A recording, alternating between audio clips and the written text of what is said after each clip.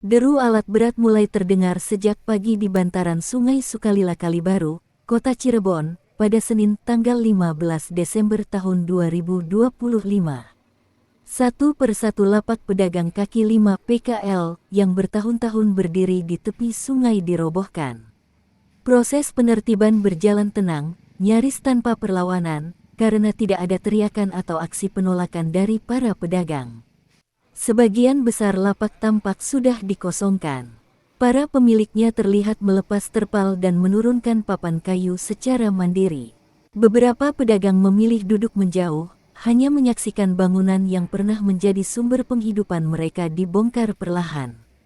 Wali Kota Cirebon, Effendi Edo, menegaskan bahwa penertiban tersebut bukan merupakan keputusan mendadak.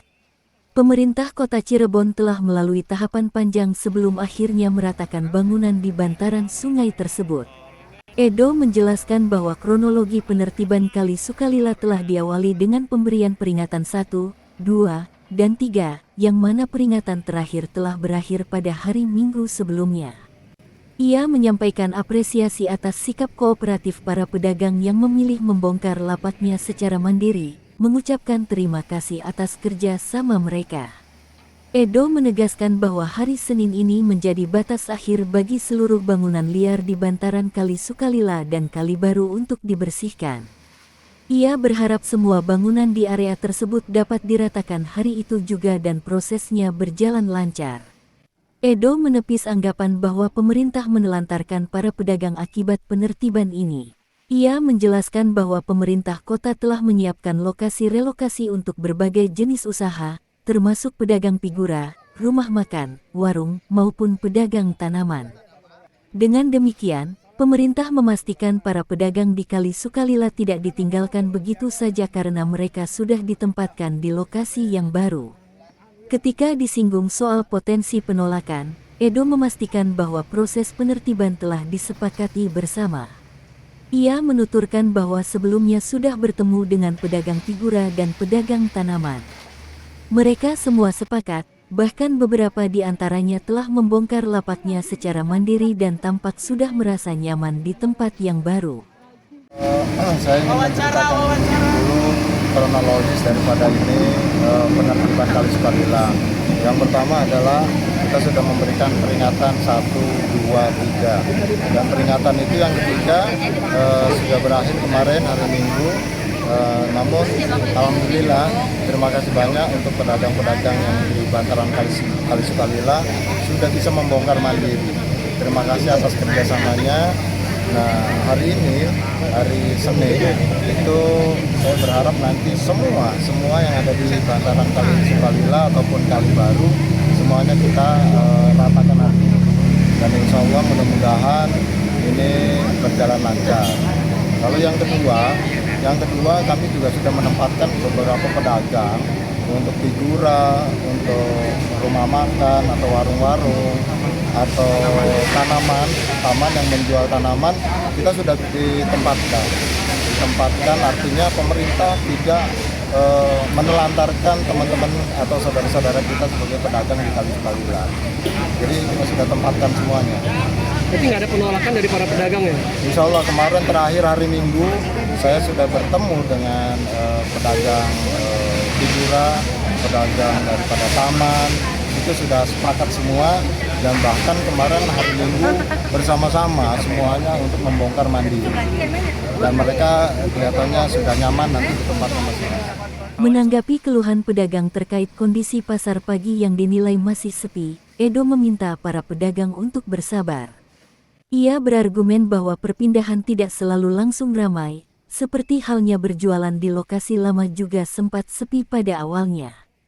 Namun, jika sudah ada peminat, ia yakin tempat baru itu pasti akan ramai, dan ia mendoakan agar rezeki mereka bertambah di lokasi yang baru. Edo juga menekankan bahwa pedagang yang sudah memiliki pelanggan tetap tidak akan kehilangan pembeli, sebab pelanggan akan tetap mencari mereka meskipun pindah kemanapun. Soal keluhan di pasar pagi itu katanya masih sepi, itu gimana katanya Bapak? Ya namanya juga kan kalau perpindahan tidak selalu harus ramai. Dulu juga yang berjualan di sini juga kan sepi dulu. Lalu kan kalau sudah ada sudah ada yang peminatnya kan pasti akan ramai. Tapi saya yakin, saya berdoa untuk teman-teman yang sudah berjualan sekarang direlokasi, mudah-mudahan di tempat yang baru rezekinya akan bertambah. Itu yang pertama. Yang keduanya, kalau sudah pedagang, sudah ada pelanggan tetap, mau pindah kemanapun pasti akan dicari oleh pelanggan-pelanggan kita. Untuk totalnya ada berapa bangunan yang dibersihkan? Sekarang ada sekitar 160-an lebih. Selanjutnya apa Bang? Ya, selanjutnya nanti kita akan membuatkan satu pedestrian, terus pemagaran daripada Kali Sukalila, lalu kemudian nanti insya Allah kita akan buatkan taman di dalam Kali Sukalila. Pasar pagi sendiri bakal di branding secara umum biar rame. Ya, tentunya teman-teman media, teman-teman media mohon dibantu juga untuk bisa mempublikasikan, mempromosikan saudara-saudara kita yang berjualan di Kali Sukalila, ada yang dipindahkan ke PJC, ada yang dipindahkan ke Duku Semar, dan lain sebagainya. Jadi berarti ada Oh iya, pasti kita ada pemberitahuan, kita sama-sama. ini banyak kabel ya Pak? Ya, ini kabel PLN sudah hari ini sudah diputus. Tadi dipadamkan tadi kurang lebih 10 menit sudah aman. Kemarin juga sebagian sudah dipadamkan. Dalam penertiban ini, jumlah bangunan yang dibersihkan mencapai sekitar 160 lapak. Ke depan, kawasan bantaran Sungai Sukalila tidak akan lagi dipenuhi bangunan liar. Pemerintah Kota Cirebon telah menyiapkan rencana penataan jangka panjang yang meliputi pembuatan area pedestrian, pemagaran Kali Sukalila, dan rencana pembuatan taman di dalam kawasan tersebut. Selain itu, Edo memastikan pasar pagi dan lokasi relokasi lainnya akan mendapat perhatian khusus agar kembali ramai, termasuk upaya branding dan promosi yang diharapkan juga mendapat dukungan dari rekan-rekan media. Pedagang dipindahkan ke berbagai lokasi seperti PCC, Duku Semar, dan lain-lain. Kepala Satpol PP Kota Cirebon, Edi Siswoyo, menjelaskan bahwa teknis penertiban dilakukan secara terkoordinasi. Titik kumpul petugas berada di KS Tubun, dan setelah kondisi dinilai kondusif, petugas bergeser ke Sukalila Utara, Sukalila Selatan, Kalibaru Utara, dan Kalibaru Selatan.